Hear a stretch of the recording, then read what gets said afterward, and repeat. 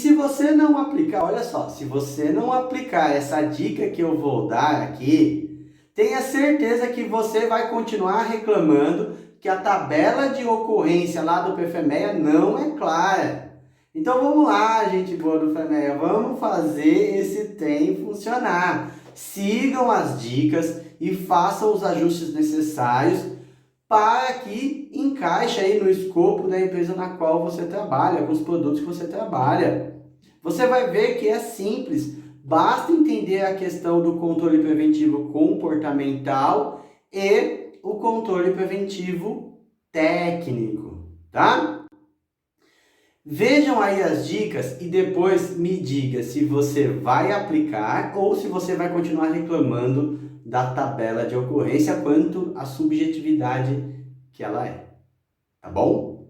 E aí eu vou explicar todos os detalhes aí da tabela agora. Fica comigo, vamos lá, vamos para a tabela. Então essa tabela que você está vendo aí agora, não é assim que ela está no manual, tá? Então presta atenção, hein? Essa que eu estou projetando agora não é assim que está no manual. Então tudo que você está vendo em azul, tá? Fui eu que coloquei. Para quê? Para tirar essa questão de subjetividade da planilha. Então, olha só. Ocorrência, acompanha aqui comigo, ó. Ocorrência 10. Então, está dizendo que a probabilidade daquela causa, né? Da causa e não do modo de falha. A probabilidade daquela causa acontecer é extremamente alta. Por que extremamente alta? Porque não tem nenhum tipo de controle, tá vendo? Os controles preventivos não existem. Então, se eu não tenho nenhum tipo de controle preventivo, a minha ocorrência vai ser 10. E aí eu usei aqui, eu utilizei a coluna em branco, onde eu estou traduzindo para o linguajar da minha empresa. Então eu estou dizendo aqui, ó, quando não há nenhum dos controles abaixo.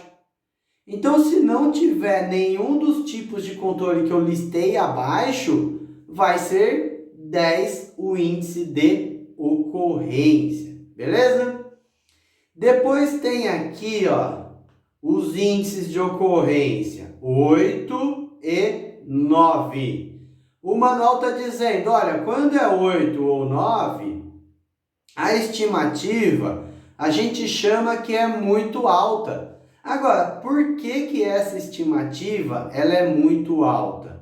Porque o controle preventivo que eu tenho, ele é comportamental. Lembra que eu expliquei agora há pouco essa questão do comportamental? Ó? Eu vou voltar um slide aí. Ó. Então, olha só o comportamental. Tá aqui, ó. Depende de operadores, sendo eles treinados ou não treinados. Depende de profissional especializado, tem que ter um especialista, líder da equipe, ou etc. Então, tudo que tiver relacionado a ser humano, que depende do ser humano, do comportamento do ser humano, há, num primeiro momento, né, uma forte tendência de não ser algo legal, num primeiro momento. Por que eu estou falando de um primeiro momento? Porque você vai ver que na sequência tem algo comportamental e bom, né? Não necessariamente aquilo que está na mão do ser humano é ruim, não é isso. É lógico que depende muito de empresa para empresa. E aí, olha, os controles preventivos terão pouco efeito na prevenção da causa, tá? Terão pouco efeito. E olha só, antes de continuar aqui, observa que eu coloquei um retângulo dentro desses itens aqui. Por que eu fiz isso? Porque às vezes uma parte ali da frase, entendendo essa parte da frase, já ajuda e muito a entender essa questão conceitual. Então observa só, e você vai perceber que vai melhorando o índice de ocorrência. Então terão poucos efeitos na prevenção. Então significa que aquele controle preventivo, ele vai ter pouco efeito para ajudar, né? Esse outro aqui, ó, ele até funciona, mas ele é pouco eficaz. Então aqui a gente está indo já numa abordagem de eficácia. Depois ele vem, opa, são eficazes, hein? Já começa a melhorar. Aqui, ó, altamente eficaz. Então, se é altamente eficaz, a pontuação, o índice de ocorrência cai. Índice de ocorrência caindo significa que a probabilidade daquela causa acontecer é menor. E depois, extremamente eficaz.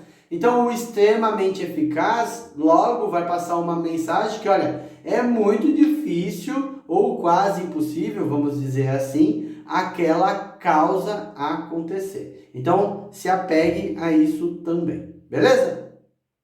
Voltando aqui, ó, para a última coluna.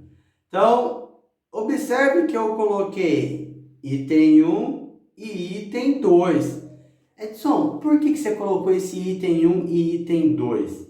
Veja só, gente, olha só. Se eu não faço isso, o que acontece? Observa que eu tenho aqui, ó, o índice de ocorrência 9 e o índice de ocorrência 8. Ambos são caracterizados com uma estimativa muito alta daquela causa acontecer. É um controle comportamental e tem pouco efeito, né? Pouca chance de ajudar. Imagina se eu mantenho essa coluna aqui, essa última coluna em branco. A equipe sempre vai ficar naquela. Mas e aí, eu ponho 8, ponho 9, o que eu coloco? Então fica muito subjetivo.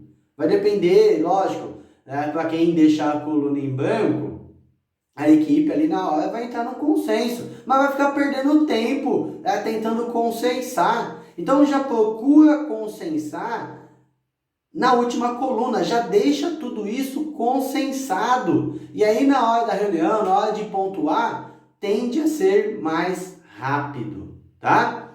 Então vamos lá, olha só. E aí é o que coloquei, aqui é uma opinião do Edson, por isso que eu estou dizendo, entendeu esse conceito, por que eu coloquei essas coisas? Você dentro da sua empresa vai colocar junto com a equipe, vai entrar num consenso, tá? Então o item 1. O item 1 aqui, ó, é operador treinado, mais recente na função. Então, é um operador que está treinado, só que ele está recente na operação. Edson, por que tem esse sinal de mais aqui, ó? E tá 2 vezes o sinal de mais. Olha só, tem uma legendinha aqui embaixo, ó. Tá vendo a legendinha? Explica esse sinal de mais.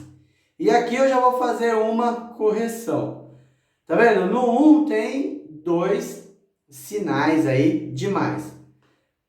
Eu vou colocar aqui agora, que eu esqueci, eu tô colocando um só, tá? Então, o item 1 tem 2 sinais de mais e o item 2 tem apenas um sinal de mais. E aí eu tenho que olhar para onde? Lá para minha legenda. Então, o que eu estou dizendo aqui, ó, na minha legenda? Optar por ocorrência com maior índice, quando tem apenas um sinal de mais. Quando tem 2 sinais de mais, optar por ocorrência com menor índice. Então, o que eu estou dizendo aqui, ó? Para não ficar aquela discussão, e aí, eu ponho 8 ou ponho 9? Eu vou fazer a seguinte análise. Essa questão comportamental aqui está associada ao operador treinado, só que ele é recente na função? Sim. Do produto que eu estou fazendo, do processo que eu estou fazendo, é um processo, vamos dizer assim, novo, é um processo novo, e as pessoas ali, elas foram treinadas recentemente, tá? E aí eu tenho o item 2, operador treinado, mais rotatividade de funcionário muito grande. Então o pessoal está sendo treinado, mas o turnover ali é muito alto, toda hora tá girando. Então, no meu ponto de vista, no ponto de vista do Edson, que fique claro, eu tô fazendo sozinho aqui, tá? Do Edson, eu conscienciei comigo mesmo, tá? Do Edson. Eu entendo que quando eu tenho um operador treinado, mas a rotatividade é muito grande, eu entendo que isso é pior do que ter um funcionário treinado mais recente na função. Por que eu acho pior? Porque quando você tem uma rotatividade de funcionário muito grande, os operadores, eles sabem, normalmente sabem, né? Esse tipo de característica da empresa, e ele acaba ali não tendo um engajamento muito bom. Por quê? Porque ele sabe que tem uma rotatividade e está sujeito ele daqui a um tempo ser dispensado. Então, será que esse funcionário, por mais que ele foi treinado, ele vai estar engajado? Não sei, no meu ponto de vista, não, tá? Não estou dizendo que se você pensar diferente está errado. Eu só estou dizendo a minha opinião, no meu ponto de vista, não. E aí eu entendo que é um operador treinado, mesmo que seja recente na função, e ele tem uma perspectiva de manter empregado, de se manter empregado, isso faz com que ele tenha um engajamento maior, que é o oposto do anterior. Então, se o caso for esse, eu vou pontuar, eu vou considerar uma menor pontuação, e aí eu vou colocar a pontuação 8. Agora não, olha, na empresa até treina as pessoas, os operadores, mas a rotatividade é muito grande, então a ocorrência ela é ruim, né? Então eu vou colocar uma estimativa de 9, beleza? E aqui depois, ó, a gente vem para o quadrante de ocorrência entre 7 e 6, que ainda assim é uma ocorrência pelo manual do FEMEI aí, considerada uma ocorrência alta. E o tipo de controle que tem, ele é comportamental ou técnico, pode ser comportamental ou técnico, tá? E aí dentro desse quadrante de 6 e 7, ele fala, olha, os controles preventivos pouco eficazes na prevenção da causa. Então, olha, reforçando aqui mais uma vez, gente, sempre na causa aqui, então, em nenhum momento eu falei do modo de falha, eu só estou falando da causa.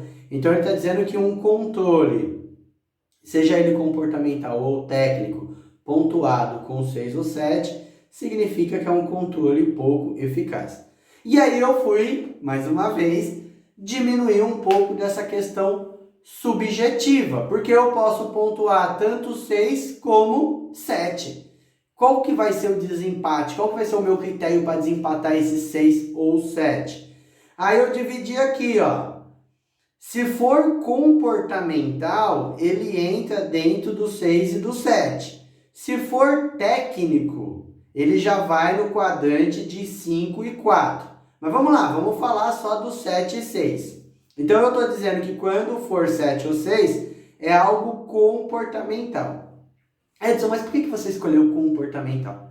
Porque, olha só, veja se você concorda comigo. Tirando as exceções, né? Mas na maioria das vezes, o meu controle preventivo, que depende de pessoas, ele tende a ser mais frágil do que aqueles controles que dependem de questões técnicas, de equipamento, de Poka-yoke, né? Então, por isso que eu coloquei ele na classificação de ocorrência de 6 e 7. E aí mesmo a regrinha lá, né, do sinalzinho de mais aparecendo uma vez e ele aparecendo 2 vezes. Então, eu estou dizendo assim, ó, o comportamental 1 depende da experiência do líder da equipe, né, lá da equipe de processo. Então, é 1. O 2 depende da experiência do especialista no processo. Então, o 2 aqui, ó, o comportamental 2, ele tem 2 sinais de mais. Então, eu vou optar por uma ocorrência de menor índice. Nesse caso aqui, como eu estou discutindo o 6 e o 7, eu vou pensar no 6 quando o meu controle preventivo seja comportamental, só que esse comportamental é de um especialista que tem ali bastante experiência. Então, do ponto de vista do Edson, a experiência do especialista é melhor do que a experiência do líder. E se você não concorda e quiser inverter isso daqui, não tem problema nenhum. Consensa aí com a sua equipe. Esse daqui eu consensei com o meu cérebro, só reforçando isso, tá? Então, olha, eu tô lá na equipe, tá bom, eu tenho um controle preventivo, é comportamental, só que quem controla isso é o especialista. Então, o especialista tem uma maior chance de controlar melhor do que o líder. Então, por isso que eu vou colocar uma pontuação de ocorrência mais baixa, porque a tendência, né, a chance de ocorrer aquela causa é menor porque tem um especialista ali de olho, tá bom? Vamos aqui para o quadrante que está o 4 e o 5. Já começa a dar uma melhorada aí na ocorrência. Então, é estimado ali como moderada. Também continua aqui na questão comportamental e técnica. São eficazes. Aqui você vê, ó, olha a mudança que tem aqui, ó, entre o 6 e o 7 e o 5 e o 4. O 6 e o 7 é pouco eficaz. O 5 e o 4, opa, já são eficazes. Então é bom você entender essas palavrinhas, esses trechinhos ali para comparar. E aí aquilo que eu tinha falado anteriormente, né? O 5 e o 4 eu trago para um âmbito técnico. E também separei ali em 1 e 2. O 1, ele está apenas com um sinal de mais. O 2, ele tem 2 sinais de mais. Então, eu estou dizendo aqui no 1, olha, parametrização da máquina ou do processo eventualmente falha, né?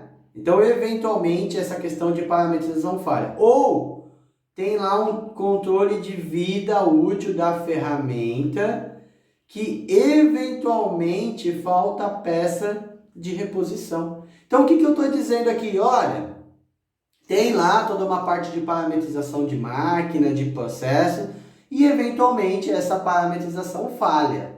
Ou eu também tenho ali um controle de vida útil da ferramenta, então eu sei lá por quanto tempo tem que trocar. Só que na hora que chega no final de vida e eu tenho que ir lá trocar a ferramenta, a peça que é de reposição para troca não tem. Eventualmente falha, eventualmente falta. E aí eu coloquei 1. Então, comparando com o 2, que é o que eu vou ler agora, ele é pior. Ele é pior. Por isso que aqui o índice de ocorrência nesse caso seria maior. Já o 2, dentro desse técnico aí, parametrização da máquina do processo bem definida. Opa, o parâmetro ali, ó, a galera define bem. E o controle de vida útil também, ele é bem executado. Quando chega ali a hora de trocar, vai lá e troca, não falta peça, né? Então, por isso que é 2. E aí você vai olhar para dentro da sua organização. E aí, tem peça de reposição quando chega no final de vida? Tem. Opa, então isso daqui vai ser 2, né? Quando eu falo 2, não é ocorrência 2, tá? É a classificação 2 dentro dessa coluna de exemplo aí. E aí eu vou pontuar com 4, tá? Depois, a pontuação 3 de ocorrência é baixa. E olha só, aqui já entra naquela questão de melhores práticas. Mas são melhores práticas tanto no âmbito comportamental quanto no âmbito técnico. E aí, ó, o controle preventivo é altamente eficaz. Então, fazendo um comparativo com o anterior, esse daqui já é bem melhor. E aqui eu faço a divisão entre comportamental e técnico. Então aqui fica relativamente simples, né? Olha, quando for comportamental, vai ser 3. Quando for técnico, vai ser 2. E aqui eu dei um exemplo, né? O comportamental possui instrução de trabalho robusta e os operadores cumprem. Então tem lá, ó, depende da pessoa fazer, tem lá uma instrução de trabalho e essa pessoa, os funcionários ali, os operadores, o histórico mostra que eles cumprem as instruções de trabalho. Então vai ser 3. Agora o técnico, putz, ali eu tenho um Poka-yoke. Eu tenho um Poka-yoke para aquela causa. então aí vai ser muito baixo. E aí eu vou pontuar com 2. Agora eu tenho aqui o 1, né? O 1 é o mundo ideal. Eu fico até preocupado, né? Quando eu vejo lá no PFMEA, ocorrência 1. Aí você deve pensar, pô, mas você fica preocupado? Você tem que ficar feliz, né? Preocupado no seguinte sentido, será que é 1 mesmo? E aí, principalmente quando eu estou auditando, motiva mais eu auditar aquele 1, porque eu quero ter certeza se é altamente, né, extremamente eficaz, na verdade. Então, é extremamente baixa a probabilidade daquela causa ocorrer e ele é 100% técnico, 100% técnico. Então, olha, os controles preventivos são extremamente eficazes, então, observe aqui mais uma vez, antes era altamente eficaz, agora extremamente eficazes. Para evitar que a causa da falha ocorra devido ao projeto, ou seja, a geometria da peça não permite que a falha ocorra, ou algo processo. Então, o projeto de fixação lá no dispositivo, na ferramenta. Então, o dispositivo já nasce de um modo que não vai deixar falhar. A ferramenta já nasce de um modo que não vai falhar. Tá? E aqui eu coloquei 1 e 2. Mas observa que isso é indiferente nesse caso agora, porque eu só tenho o índice 1 e também só é técnico. Aqui é mais para efeito de exemplo mesmo, tá? Então, olha só. 1. A geometria da peça não permite produzir peça ruim, produto ruim, ou o projeto da ferramenta ou do dispositivo não permite produzir peças não conforme, tá?